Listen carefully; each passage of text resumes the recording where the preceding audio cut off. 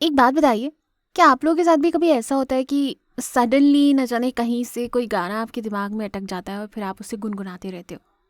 होता है क्या? मेरे साथ तो बहुत होता है।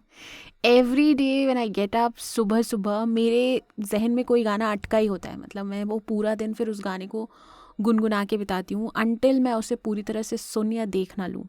फिर मुझे यूट्यूब पे जाना होता है, वो गाना लगाना होता है, फिर मैं उसके साथ गाती हूँ, फिर वो मेरे दिमाग से हटता है। फिर अगले दिन फिर एक नया गाना मेरे दिमाग में अटक जाता है।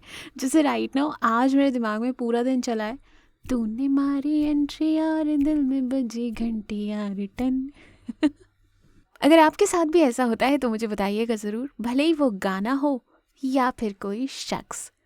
जो अटक जाता है तो बस अटक ही जाता है। Hello and welcome back. मैं हूँ आपकी आरजे प्रिया और आज मेरे साथ एक ऐसी ही स्टोरी है जिसमें कोई किसी के दिल में अटक सा गया है, निकल ही नहीं रहा है बाहर। ये स्टोरी मुझे पूर्वी ने शेयर की है। आई मस्ट टेल यू कि पूर्वी हमारी कोटा की फैमिली से नहीं है, पूर्वी हमारी पॉकेट एफएम की फैमिली से है। राइट बहुत सारे मेरे साथ ऐसे भी लोग जुड़े हैं जो मुझे पॉकेट एफएम से सुनकर काफ़ी टाइम से ढूंढ रहे थे, बिकॉज एक स्टोरी थी जिसको मैंने बीच में छोड़ दिया था due to some professional reasons. बहुत ही प्यारी स्टोरी थी और मैं वो पूरी नहीं कर पाई। लेकिन जब मैंने वो छोड़ा, एक्चुअली उससे पहले मुझे नहीं पता था कि वो इतनी कनेक्ट करी है लोगों के साथ। तो जब मैंने उसे छोड़ा तो मुझे समझ आया कि यार मुझे इतने सारे मैसेजेस आए, इतने सारे लोगों ने मुझे मेल्स किए और उस शो पे भी कमेंट सेक्शन में बहुत ही मैसेजेस थे कि प्रिया ने क्यों छोड़ा, प्रिया ने क्यों छोड़ा। और तब मुझे रियलाइज़ हुआ कि यार मैंने गलती कर दी है। चाहे मेरी सिचुएशन जो भी थी, जो भी पंगा चल रहा था, एटलीस्ट मुझे अपने लिसनर्स के साथ ये अनफेयर काम नहीं करना चाहिए था और मुझे वो स्टोरी कंप्लीट करनी चाहिए थी। तो मैं वो बहुत फील करती हूँ और सच में बताऊँ, मैंने पॉकेट के साथ बहुत सारे शोज़ किए हैं लेकिन आज तक उतनी प्यारी स्टोरी मुझे नहीं मिली। वेल एनीवेज, लर्निंग्स हैं लाइफ की। तो पूर्वी ने एक्चुअली पॉकेट के बाद मुझे यूट्यूब पे ढूंढा और फाइनली उन्हें हमारा ये चैनल मिल गया। And thank you so much पूर्वी कि इतने प्यारे शब्द तुमने मुझे लिखे थे मेल के थ्रू। तो वो वाकई मेरे लिए बहुत कीमती हैं, बिलीव मी, बहुत स्पेशल है। और फिर साथ में पूर्वी ने अपनी कहानी भी शेयर करी। तो आज हम पूर्वी की कहानी शेयर करेंगे जो मैं लिख के गारंटी के साथ कह सकती हूँ कि आप सबको, जितने भी लोग मुझे सुन रहे हैं, अपने पहले प्यार की याद ज़रूर दिलाएगी। तो बिना किसी इंतज़ार के शुरू करते हैं। ये कहानी है पूर्वी और अंश की। इसकी शुरुआत हुई थी क्लास 10th से। पूर्वी कहती है कि उन्हें एग्जैक्ट डेट तो याद नहीं है और कभी कभी उन्हें लगता है कि काश उन्हें एग्जैक्ट डेट याद होती, पर एक अंदाज़न उन्हें याद है कि ये 24 अगस्त 2021 की बात है। लॉकडाउन के बाद इनका स्कूल रीओपन हुआ था और पूर्वी ने थोड़ा लेट ज्वाइन किया था। तो पहला दिन था पूर्वी की क्लास का और क्योंकि काफ़ी लेट हो गई थी तो इनका पूरा फोकस अपना पेंडिंग काम को कंप्लीट करने पे था। फिर आया मैथ्स पीरियड। मैथ्स के सर क्लास में आए, पूर्वी अपने नोट्स बनाने में बिजी थी। फिर सडनली मैथ्स टीचर ने थोड़ा सा जोर से एक शख्स का नाम पुकारा कि ये अंश कौन है। तब पूर्वी ने सर उठा के देखा और यही हुई हमारे हीरो की एंट्री। क्लास में पीछे बैठा एक लंबा सा लड़का, उसने अपना हाथ रेस किया और खड़ा हो गया। ये थे हमारे अंश। ये वो पल था जब पूर्वी ने अंश को पहली बार देखा था। पूर्वी का कहना है कि उन्हें सडनली याद आया कि नाम उन्हें कुछ सुना सुना सा लग रहा था। फिर कुछ देर सोचने के बाद उन्हें याद आया कि जब लॉकडाउन था और वो 9th क्लास में थी, तब उस टाइम पर ग्रुप स्टडीज होती थी व्हाट्सएप के थ्रू, ऑनलाइन क्लासेस। तो उस ऑनलाइन क्लास में अराउंड मई और जून के टाइम पर बहुत सारे नए स्टूडेंट्स ने ज्वाइन किया था, तो वो अक्सर नोट्स मांगा करते थे। तो एक रात उन्होंने एक मैसेज देखा जहाँ पर 2 बच्चे बायोलॉजी के नोट्स मांग रहे थे। तो पूर्वी ने डिसाइड किया कि क्योंकि उनका काम हो गया था और उनकी पढ़ाई भी बायो की कंप्लीट हो गई थी, तो उन्होंने अपने नोट्स देने का फैसला किया। तो उन्होंने अपने नोट्स पहले तो ग्रुप पे भेजे, पर फिर उन्हें लगा कि टीचर शायद अलाउ ना करें, तो उन्होंने फिर उन नंबर्स को निकाल कर इन दोनों बच्चों को पर्सनली वो नोट्स भेजे। और उन्होंने आउट ऑफ जेस्चर एक सॉरी मैसेज भी भेजा क्योंकि वो बिना बताए उनके पर्सनल नंबर पर मैसेज कर रही थी। सामने से थैंक यू आया और फिर दोनों ने नाम एक्सचेंज किए कि आपका नाम क्या है, मेरा नाम ये है। तब पता चला कि सामने वाला शख्स एक्चुअली में एक लड़का है। ये थे हमारे अंश। और शायद अंश को भी रियलाइज़ हुआ होगा कि सामने एक लड़की है, तो it was sort of a awkward situation. फिर पूर्वी भी आगे बढ़ गई, अंश ने भी नोट्स लेके, बात ख़त्म हो गई, मैसेजेस भी हटा दिए गए और अब यही लड़का पूर्वी की क्लास में आ चुका था। पर ये छोटी सी चैट और ये पहली मुलाकात नॉट एग्जैक्टली मुलाकात, दीदार पूर्वी के दिमाग में अटक गया, न जाने क्यों। पूर्वी का कहना है कि फिर उसके बाद वो अंश को भुला ही नहीं पाई, पता नहीं क्यों, शायद इसका नाम बड़ा प्यारा सा था, फिर मुझे कुछ तो कनेक्शन फील होता था अंश के साथ। फिर क्लासेस ऐसे ही चलती रही और पूर्वी के लिए जाने अनजाने अंश थोड़े से स्पेशल हो गए। उनकी हर मूवमेंट, उन्हें क्लास में देखना, उनका आना, की सारी छोटी छोटी चीज़ें, आम सी चीज़ें पूर्वी के लिए स्पेशल होने लगी। इनफैक्ट जब एक बार टीचर ने किसी कारण अंश को स्कोल्ड किया और उन्हें स्टिक से मारा, तो पूर्वी कहती है कि उनकी आंखों में आंसू आ गए थे। पूर्वी एक्चुअली अब 2 हिस्सों में बट चुकी थी। एक वो पूर्वी जो अपनी स्टडीज़ पे फोकस करी थी, एक अच्छी बेटी थी, अच्छी स्टूडेंट थी, और एक पूर्वी जो 100% अंश के लिए डेडिकेटेड थी। मतलब अगर अंश स्कूल नहीं आ रहा है तो वो पूर्वी सैड है, और अगर अंश बस स्कूल आ जा रहा है, दिख रहा है, तो वो पूर्वी 100% हैप्पी है। फिर ऐसे ही 10th क्लास खत्म हो गई और आ गया 11th स्टैंडर्ड।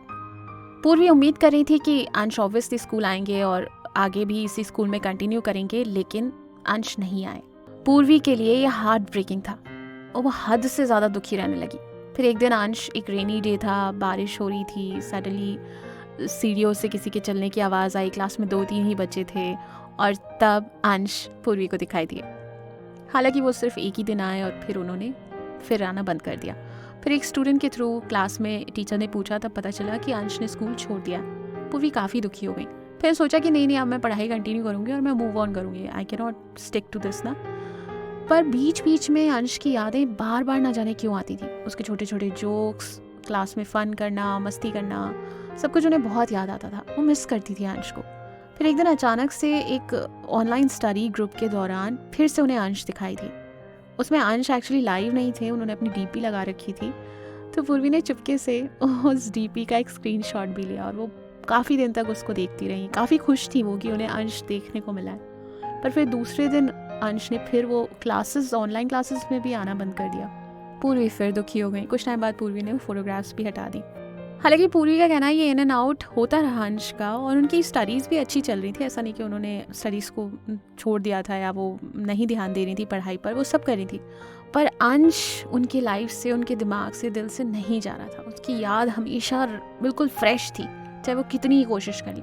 फिर एक दिन पूर्वी को अंश का इंस्टाग्राम आईडी मिल गया किसी कॉमन फ्रेंड के थ्रू। पूर्वी इससे पहले इंस्टा पर नहीं थी। उन्होंने स्पेशली अंश के लिए एक इंस्टाग्राम आईडी बनाई, फिर अंश को रिक्वेस्ट भेजी, पर अंश ने वो रिक्वेस्ट एक्सेप्ट नहीं की। कुछ दिन वेट करने के बाद पूर्वी ने अपना अकाउंट डिलीट कर दिया। ऐसा 3 बार किया उन्होंने, तीनों बार रिक्वेस्ट एक्सेप्ट नहीं हुई। पूर्वी ने फिर खुद को स्ट्रॉन्ग किया। फिर वो सोचा कि नहीं, अब मैं इसको नहीं याद करूँगी, भूल जाऊँगी, पढ़ाई पे फोकस करूँगी। लेकिन फिर वो फिर से वापस आ गई। फिर एक दिन पूर्वी ने अपने ग्रुप स्टडी में बहुत कोशिशों के बाद अंश का नंबर निकाला और उन्होंने ये फैसला कर लिया कि वो अंश को अपनी फीलिंग्स बताएंगी और फिर उससे बोलेंगी कि मुझे ब्लॉक करो और मैं निकलूँ, जिससे कि वो कम से कम मूव ऑन तो कर पाए। उन्होंने कैसे भी करके किसी ग्रुप के थ्रू उनका नंबर निकाला, अंश को मैसेज किया, पर कुछ देर रिप्लाई ना करने के बाद फाइनली अंश ने रिप्लाई किया। फिर इनकी बात हुई, पूर्वी ने अपनी पूरी फीलिंग्स इसको एक्सप्रेस करी, लेकिन उन्होंने अंश को अपना रियल नाम नहीं बताया। अंश ने काफ़ी तुक्के लगाए, क्या तुम वो हो, क्या तुम वो हो, लेकिन पूर्वी ने अपना असली नाम नहीं बताया। वही पुराना लड़कों का डायलॉग, मैं अभी पढ़ाई पे फोकस करना चाहता हूँ, मैं रिलेशनशिप में नहीं आना चाहता हूँ, सॉरी अंश पर तुम गधे हो। एनीवेज, तो बस पूर्वी ने अपने दिल की बात रखी और लास्ट में उन्होंने ये कहा कि प्लीज़ मुझे ब्लॉक कर देना, क्योंकि मैं दोबारा से तुम्हें मैसेज करके परेशान नहीं करना चाहती हूँ। क्योंकि पूर्वी समझती थी कि अंश पढ़ाई में अच्छे हैं, ही इज़ ब्राइट स्टूडेंट, तो वो नहीं चाहती थी कि वो डिस्ट्रैक्ट हो। इसलिए एक मैच्योर और बहुत सेंसिबल लड़की की तरह पूर्वी ने अपनी फीलिंग्स एक्सप्रेस करी और फिर अंश की ज़िंदगी से अलग हो गई। ये बात थी साल 2024 की। पूर्वी कितनी सक्सेसफुल हुई ये तो हम इस बात से समझ सकते हैं कि हम साल 2025 में पूर्वी का ये मैसेज शेयर करें। ऑफ कोर्स पूर्वी आगे नहीं बढ़ पाई। आज भी उन्हें बीच बीच में अंश की याद आती है, और इस पूरे प्रोसेस में एक बहुत ही स्वीट चीज़ थी कि पूर्वी महादेव को बहुत मानती हैं, तो उन्होंने अब सब कुछ महादेव के ऊपर छोड़ा है और उन्हें यकीन है कि अगर ये सही है तो महादेव उन्हें अंश से एक दिन ज़रूर मिलाएंगे। तो ये थी हमारी पूर्वी की कहानी। आई एम श्योर हम सब इस दौर से एक ना एक बार गुजरे हैं, जब हम किसी शख्स को बस दूर से देखकर, पहली नज़र में देखकर, छोटी सी मुलाकात में फैसला कर लेते हैं कि बस ये तो बहुत स्पेशल है। और कभी कभी मुझे लगता है कि पहला प्यार कितना ही अब्रप्ट ख़त्म हुआ हो, रफ रहा हो, बुरा रहा हो, लेकिन भूला नहीं जाता। आपको पता है क्यों? क्योंकि पहले प्यार में इंसान पूरा होता है। वो पूरा इंसान आगे के रिलेशनशिप्स में कभी पूरा नहीं होता। आपका हर रिलेशन के बाद थोड़ा थोड़ा अंश, थोड़ा थोड़ा हिस्सा आपसे अलग होता जाता है। जैसे एग्जाम्पल, पहले प्यार के टाइम पर आप बहुत मासूम होते हो, इनोसेंट होते हो, सब कुछ नया होता है, कुछ सोचते नहीं, लॉजिक माइंड काम नहीं करता, पूरे दिल से प्यार करते हो और पूरे दिल से प्यार एक्सपेक्ट करते हो, गलतियाँ करते हो, उनसे सीखते हो और फिर गलतियाँ करते हो, हक जताते हो, अनएक्सपेक्टेड डिमांड्स रखते हो। ये सब कुछ सिर्फ पहले प्यार में हो सकता है।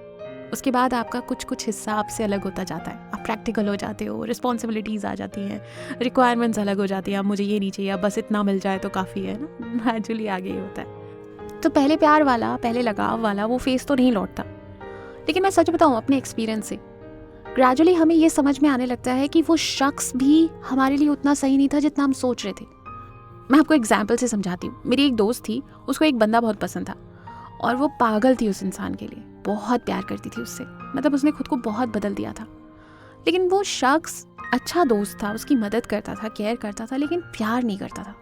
पता नहीं क्यों, मे बी नहीं समझ में आया होगा उसे, शायद वो जो ढूंढ रहा था वो नहीं दिखा मेरी दोस्त में से। पर वो मेरी दोस्त जो थी वो भी पूर्वी की तरह समझदार थी, उसने से जिद नहीं पकड़ी इस चीज़ को लेके और लाइफ के फ्लो के साथ चलती चली गई।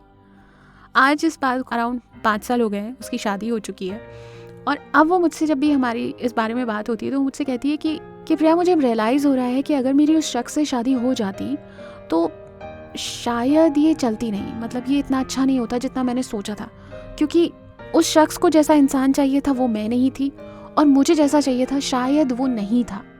मैं अपनी फैंटेसी वर्ल्ड में थी, लेकिन रियलिटी और प्रैक्टिकलिटी में वो शख्स नहीं था और अब वो अपने पति के साथ बहुत खुश है। पूर्वी, आपके केस में ये कितना सच है कितना गलत है ये तो मैं नहीं जानती, पर एक बात फैक्ट है, आप प्यार के लिए बनी हो। लिटरली आपके लिए प्यार बहुत स्पेशल है, आपके शब्दों में मुझे समझ आता है। तो आपको आपका स्पेशल वाला आपके टाइप का प्यार ज़रूर मिलेगा, बस उसका इंतज़ार कीजिए। और के अंश वाले चैप्टर को ना एक खूबसूरत प्यारी मीठी मेमोरी के तौर पर लीजिए, इसे नेगेटिव मत कीजिए, मतलब इसे याद आए तो आपको दुख ना हो, आपको खुशी हो, अच्छी फीलिंग आए। फिर देखिए आपके लिए मूव ऑन करना भी मुश्किल नहीं होगा और अच्छी चीज़ों को अट्रैक्ट करना भी मुश्किल नहीं होगा। और बाकी महादेव तो है। All the best guys. पूर्वी के लिए अगर आपका भी कुछ कहना हो, आपके क्या सजेशंस हैं, please do write to me और बने रहिए मेरे साथ ऐसी अमेजिंग कहानियों के लिए और अपनी दिल की बात शेयर करने के लिए। हमारा ये छोटा सा यूट्यूब परिवार है, तो बिंदास लिखिए। आपके सामने मेरी आईडी है, इंस्टा आईडी है, ईमेल आईडी है, इस्तेमाल कीजिए इसका और जुड़े रहिए मेरे साथ। All the best.